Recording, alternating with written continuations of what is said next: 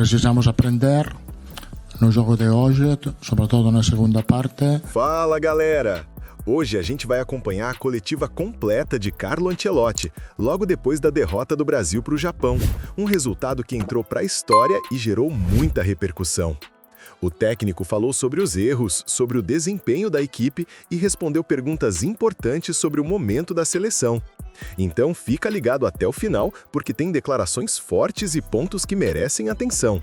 Bora conferir juntos o que o Ancelotti disse. O quanto o resultado desse inesperado muda o próximo passo para novembro? Ou isso não muda a sua cronologia, não muda as suas ideias dessas datas para frente até a Copa do Mundo? Boa noite. Boa noite. Falamos ontem que isto é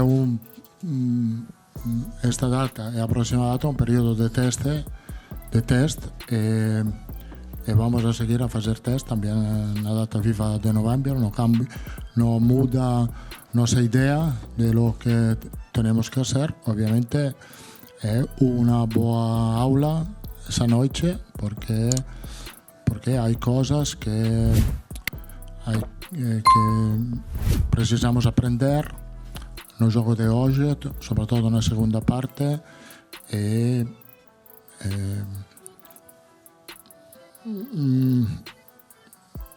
acho que temos que ter equilíbrio no pensamento que temos que fazer. O equipo jogou muito bem contra a Coreia, jogou bem a primeira parte, jogou muito mal a segunda parte, però é um processo melhor agora que na Copa do Mundo. Temos que ter equilíbrio. O equipo não era campeão do mundo depois a Coreia.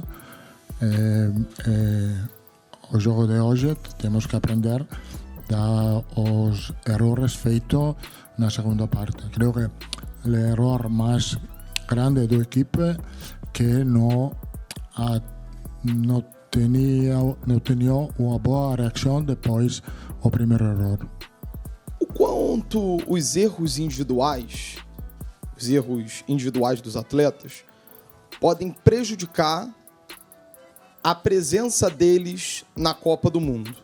Ou se você entende que erros individuais precisam ser olhados por uma outra ótica, por um outro lado, que não, esses erros não prejudicam a presença de um atleta na lista de convocados na Copa do Mundo de 2026.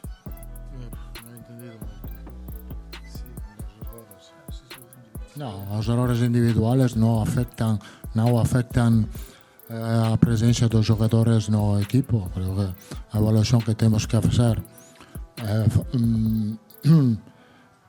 é a reação da equipe depois do primeiro erro, que não ha sido boa, porque hemos perdido um pouco de equilíbrio no campo, hemos perdido um pouco de boa atitude, de pensamento positivo. Então, aí creio que, como disse, é a boa aula para o futuro. Na hora que você chamou o Estevão e o Caio Henrique para substituição, eu estava justamente olhando para o banco. A gente acabou tomando o terceiro gol, e você chamou o Richarlison, e você estava claramente muito incomodado, muito irritado. Eu sei que é um time diferente, com muitos testes, mas eu quero entender o quanto que uma derrota incomoda e qual que é o papo depois da conversa no vestiário. É uma cobrança séria ou a gente entende que tudo bem porque a gente está num período de testes? Obrigado. Não, tudo bem não, porque quando o equipo não ganha e perde, estamos incómodos, isso é normal, todo mundo está incómodo nesse sentido. Não gosta de perder, nem a mim, nem aos jogadores. Temos que aprender dessa derrota, como sempre no futebol. O senhor falou algumas vezes aqui na Ásia sobre atitude em campo, sobre ter postura em campo, e o Brasil não conseguiu ter uma atitude no segundo tempo que brecasse essa reação do Japão, essa atitude do Japão. E o Casemiro falou ali em campo que foi um segundo tempo que tem que deixar lição para que não se repita e o Brasil não passe mais por isso, de ter um segundo tempo, uma atuação tão pouco efetiva mesmo, de conseguir conter o adversário. Que tipo de lição que o senhor entende que essa segunda etapa principalmente deixa para esse resto de ciclo até a Copa? Eu acho que o jogo de hoje, até o erro de Fabrício,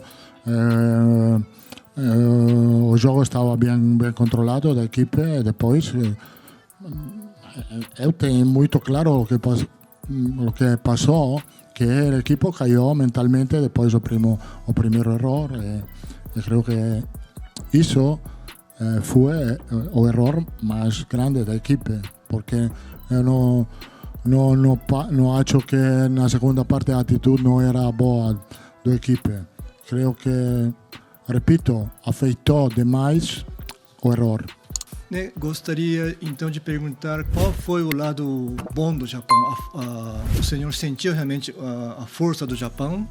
O Japão, né, almeja, pelo menos o slogan do Japão é vencer também o Mundial, a Copa do Mundo.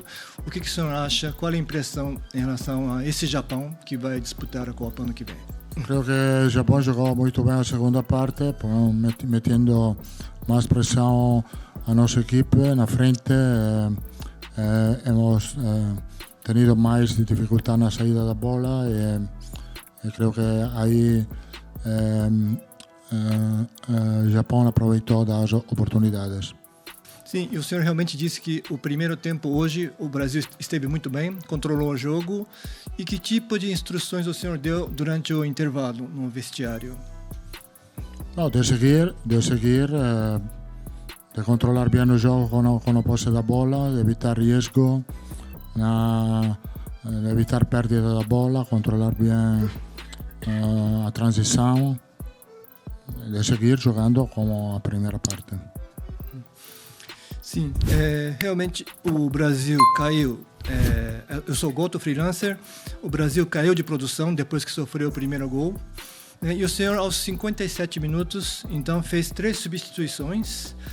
Penso que aquilo também foi também dentro de um processo de teste, né, que o senhor tem feito aqui na Ásia, mas não foi talvez não tenha sido um timing errado, um momento errado de fazer esse teste, troca de 3 jogadores naquele momento. Acho que não. E aí, galera, o que vocês acharam das palavras de Ancelotti? Dá pra ver que ele tenta manter a calma, mas a pressão já começa a aparecer. Agora eu quero saber a opinião de vocês. Vocês concordam com o que o técnico disse? Ou o discurso já não convence mais o torcedor brasileiro? Comenta aqui embaixo. Não esquece de deixar o like, se inscrever no canal e ativar o sininho, porque aqui no Futimundo Afora você acompanha as coletivas completas, análises e bastidores do futebol mundial.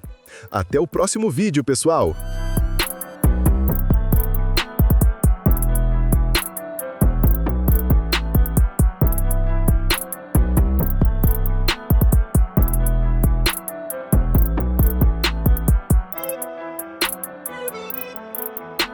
Thank you.